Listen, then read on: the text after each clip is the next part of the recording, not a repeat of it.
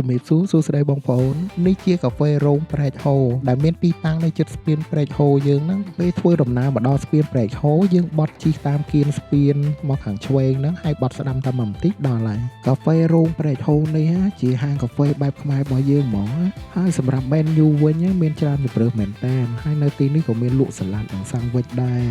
ហើយក៏មានលក់វត្ថុអនុស្សាវរីយ៍ដូចដបទឹកអាវយឺតឬក៏ថង់កណាត់អីចឹងខ្ញុំឃើញថង់កណាត់ដែលមានអក្សរខ្មែរយើងហើយនឹងអាវយឺតឃើញឡើងស្អាតមែនតើហ្មងហើយសម្រាប់កន្លែងអង្គុយវិញមានច្រើនមែនតើ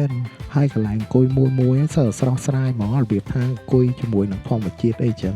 ស្អាតមែនតើហ្មងកន្សឹបនៅក្នុងហាងកាហ្វេមួយហ្នឹងហាងកាហ្វេនេះលក្ខណៈជាដីឡូអញ្ចឹងពីមុខទៅក្រោយគឺវែងហើយធំមែនតើហ្មងមានជាបឹងហើយនឹងមានចំការជ័យទៀតណាហើយចំការជ័យហ្នឹងគេរៀបតុកពេជ្រនិចនៅកណ្ដាលហ្នឹងទៀតអូយ